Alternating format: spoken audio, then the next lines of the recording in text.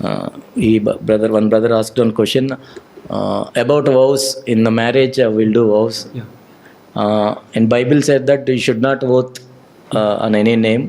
So is it why we are doing that, or can we do or don't do like that? See, God has made a covenant with us. దేవుడు మనతో నిబంధన చేశాడు. That's a new covenant. అది క్రొత్త నిబంధన. Marriage is a covenant. వివాహం కూడా ఒక నిబంధన. But God has made a covenant. దేవుడు నిబంధన చేసినప్పుడు Why can't you make a covenant? నువ్వు కూడా నిబంధన చేయొచ్చు. That is biblical. అది వాక్యానుసారం. That is godly. అది దైవికంగా ఉండటమే. In the baptism, బాప్టిజంలో it is a covenant.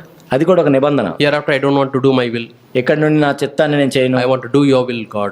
మీ చిత్తం నేను చేయాలనుకుంటున్నాను. The world behind me, the cross before me. నా వెనక లోకం ఉంది, నా ముందు సిలువ ఉంది. No turning back. నేను వెనక్కి తిరగను. These are all covenants you make with God. Even దేవునితో మనం చేసుకునే నిబంధనలు. When you are making covenant with God, దేవునితో నిబంధన చేసుకుంటే definitely the person who is going to spend the entire life with you, you have to make a covenant. కాబట్టి ఎందుకంటే నీ జీవిత భాగస్వామి అంటే నీ జీవితాంతం నువ్వు ఉంటావు కాబట్టి ఒక నిబంధన చేయాలి. In many places Bible says, అనేక చోట్ల బైబిల్ ఏం చెప్తుంటే the wife of your covenant. నీవు నిబంధన చేసి నీ భార్య. So covenant is biblical. కాబట్టి అలా నిబంధన చేయటం అనేది especially in marriage it is very biblical. ఎందుకంటే వివాహంలో అది ఖచ్చితంగా వాక్యానుసారమే. మలాకీలో మనం చూసినట్లయితే 2 and verse 4. Malachi 2:4. Yeah, you read that verse. ఆ వచనాన్ని మీరు చదివినట్లయితే your friend and the wife of your covenant. Malachi 2:4. 2:14.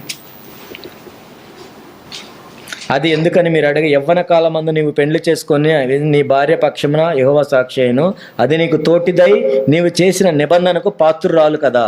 నిబంధన, covenant. So it is biblical. అది నిబంధన చేయటం అనేది వాక్యానుసారం. So marriage is not fulfilled if there is no covenant. కాబట్టి అలా నిబంధన లేకపోతే వివాహ వ్యవస్థ అనేది ఉండదు. See, marriage has got 3 aspects. వివాహంలో మూడు విషయాలు ఉంటాయి. One is intimacy.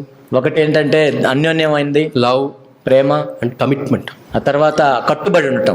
Commitment, that's why it is all authorized by government. కాబట్టి మనం కట్టుబడి ఉంటామని చెప్పాం కాబట్టి ప్రభుత్వం కూడా దాని మీద ముద్ర వేస్తుంది. One sister married a brother. ఒక సహోదరి పెళ్లి చేసుకున్నారు. And the mainline church pastors, they refused to conduct marriage. ఆ మెయిన్ సంఘం వాళ్ళు ఏం చేశారంటే మేము పెళ్లి చేయమని చెప్పారు. Because he was not baptized. ఎందుకంటే బాప్టిజం తీసుకోలేదు కాబట్టి. He did not have a baptism certificate. Baptism certificate లేదు కాబట్టి. So this lady approached the independent church pastor. ఈ స్త్రీ ఏం చేసిందంటే ఇండిపెండెంట్ పాస్టర్ గారి దగ్గరికి వెళ్ళింది. And he said he got some money and he conducted the wedding. కాబట్టి ఆయన ఏదో డబ్బులు తీసుకొని చేశాడు. He issued the certificate also. Certificate కూడా ఇచ్చాడు. Okay. Many years they were living. అనేక సంవత్సరాలు బతుకుతున్నారు. Now the boy left the girl. ఇప్పుడు ఆ అబ్బాయి అమ్మాయిని విడిచిపెట్టి వెళ్ళిపోయాడు. And the girl went to court. అప్పుడు ఆ అమ్మాయి కోర్టుకి వెళ్ళింది. And this fellow abandoned me. ఇతను నన్ను విడిచిపెట్టి వెళ్ళాడు. And she showed the certificate. ఆ సర్టిఫికేట్ చూపించింది. And the court case was going on. Court case నడుస్తుంది. And one particular time, ఒకనొక సమయంలో opposite lawyer argued. అవతల లాయర్ ఏమనంటే This independent pastor conducted the wedding. Independent pastor పెళ్లి చేశాడు. Without checking whether he has got baptism certificate. Baptism certificate ఉందా లేదా అని చూడకుండా. So this wedding is not valid. అంటే దీనికి విలువ లేదని చెప్పి. According to the law of the land. ఇక్కడ ఈ చట్ట ప్రకారం. So the court has told. Court ఏం చెప్పిందంటే this marriage is not valid. ఈ వివాహానికి విలువ లేదు. Because there is no baptism certificate. ఎందుకంటే బాప్టిజం సర్టిఫికేట్ లేదని. So you cannot go claim anything. ఇంకా నువ్వేం చేయలేవు ఇంకా. Finished. Yeah. So thank you my dear brothers and sisters. కాబట్టి నా ప్రియ సోదరులు మీకు వందనాలు. Yeah.